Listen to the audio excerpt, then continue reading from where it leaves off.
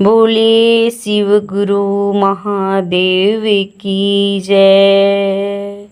एक समय की बात है जब मैया पार्वती और महादेव कैलाश पर्वत पर निवास करते थे और एक साथ रहते थे।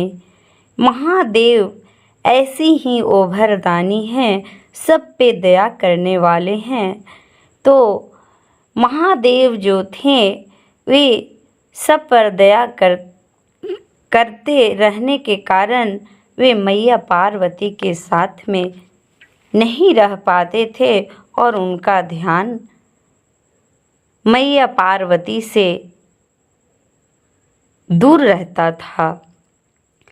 इस दशा को देखकर मैया पार्वती बहुत क्रोधित हुई और बोली, स्वामी, हम क्या, हमारा कोई मोल नहीं है, हमको आप समय क्यों नहीं देते हैं? इधर उधर आप भटकते रहते हैं, कभी मृत्यु लोक में, कभी स्वर्ग लोक में, कभी देवलोक में, इधर उधर आप भटकते रहते हैं। क्या स्वामी, हमें कोई अधिकार नहीं है आपके साथ दिन काटने का? तो एक दिन ऐसा आया कि पार्वती मैया बोली कि आप बहुत ही परेशान रहते हैं सिर्फ दूसरे के भलाई के लिए, इसलिए आज हम बता दे रहे हैं स्वामी कि हम भी आपके साथ यात्रा पर चलेंगे। जहाँ जहाँ आप जाइएगा वहाँ वहाँ हम भी जाएंगे। तो पार्वती मैया जो थी हट करने लगी तो शंकर भगवान बोले कि आज तो हम नहीं ले जा सकते हैं, आज हमें बहुत ज़रूरी काम है। एक मेरा शिष्य है जो बहुत दुखी है, हमें उसे देखने के लिए जाना है। पार्वती मैया बोली कि हम जानते थे स्वामी, आप आज कल करके हमें टाल दीजिएगा और हमें साथ में नहीं ले जाइएगा।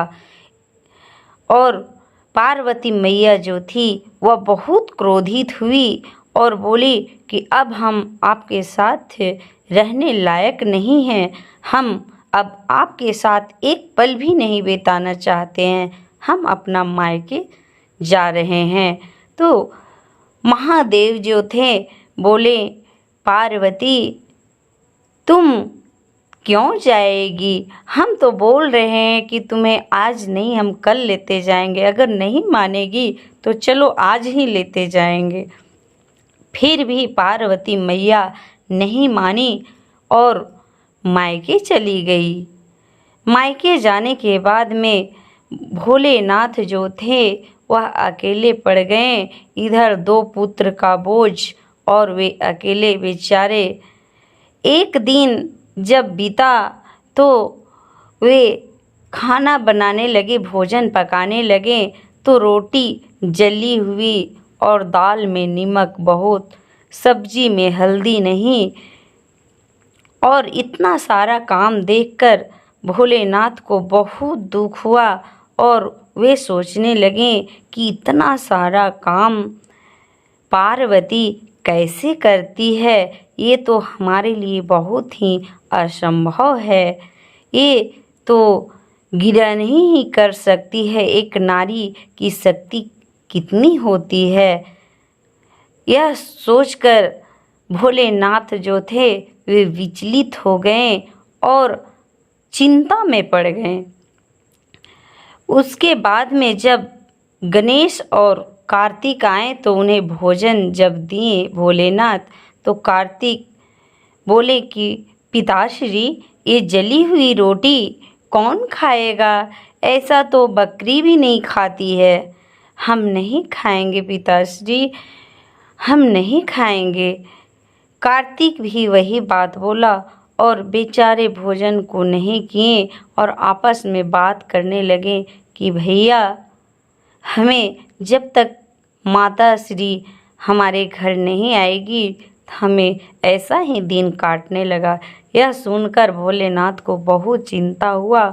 और वे कैलाश पर्वत पर जाकर तपस्या करने लगे। तपस्या में भी उनका मन में भी, साधना में भी मन नहीं लग रहा था। यह देखकर उनकी शक्ति क्षीण होती जा रही थी और वे अकेलापन महसूस कर रहे थे। यह मौका देखकर दैत्यों ने एक गुट बनाया और दैत्य सोचने लगे कि पार्वती मैया के नहीं रहने पर महादेव की जो शक्ति है वह छिन्न हो गई है। यही मौका है कि कैलाश पर हमला कर दिया जाए और कैलाश को अपना राज्य में मिला लिया जाए, जीत लिया जाए। और दैत्य लोग थे सो हमला करने के लिए सोच ही रहे थे। बेचारे शंकर भगवान वहाँ से विचलित होकर घर आए और उसके पीछे पीछे चुपचाप दैत्य लोग भी उनका पीछा नहीं छोड़ा और घर के बाहर से दैत्य जो थे वे सब देख रहे थे। महादेव घर में भी आए तो उदासी छाई थी। पार्वती के बिना सूना महल, सूना घर सब लग रहा था और बच्चे जो गणेश कार्तिक थे बेचारे चिल्ला रहे थे भूख के, पिताश्री मुझे खाना दीजिए, मुझे खाना दीजिए, मुझे भोजन दीजिए पिताश्री। बेचारे महादेव की यह दशा देखकर दैत्य लोग ने सोचा कि मौका का फायदा उठाते हैं और भी हम इस महल पे हमला करते हैं।